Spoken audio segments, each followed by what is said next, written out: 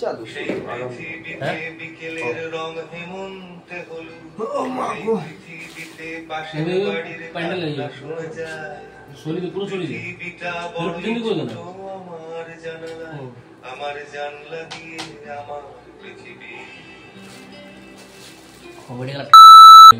সেই পৃথিবীতে বাঁচবো বলে যুদ্ধ করি রোজ, একটুখানি বাঁচার জন্য হাজার আপোষ। সেই পৃথিবীর নাম কলকাতা কি ভারত জানি না, তোমার পৃথিবীর নামটা জানো কি তুমি? আর একটু কি বলতো, প্রপোর্শনটা একটু ধর, মানে কিরকম বলতো, দেখালাম না ওই ইয়েটার কি যেন ওটাকে নেগেটিভ স্পেসটা ধর, ঠিক আছে? অ্যাক্সেল লাইনগুলো দিয়ে নেগেটিভ স্পেসটা ধর। নেগেটিভ স্পেসটা যখন কিন্তু ক্লিয়ার না হচ্ছে না, তখন কিন্তু ওই প্রপার ব্যালেন্সটা আসবে না। আর ভেতরে কি বলতো, বেশি দেখছো না প্রথমেই, এত অ্যানাটমি এত কিছু, হ্যাঁ ওটা তো মাইকেল অ্যাঞ্জেলো কাজ, মানে ওইসব জিনিসে ভর্তি গেলা, আমি দেখলেই বলো এই সারা নামিয়ে দিই জিনিসটাকে, সেটা নয়।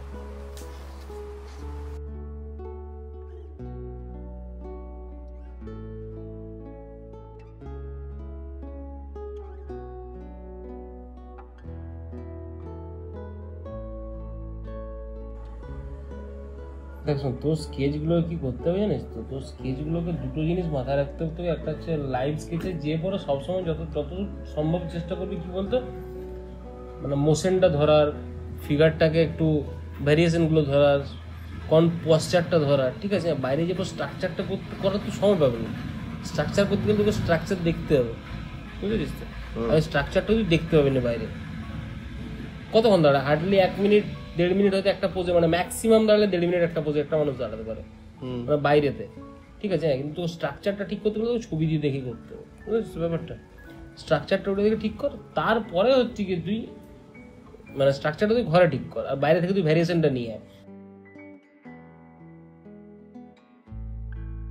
তারপর যখন তুই ড্রয়িংটা করবি, যখন তুই কম্পোজিশন বানাবি বা কিছু করবি, তখন ওই দুটোকে মার্জ কর। কম্পোজিশনের জন্য ওটা ছিল ব্যাংক ব্যালেন্সের মতো,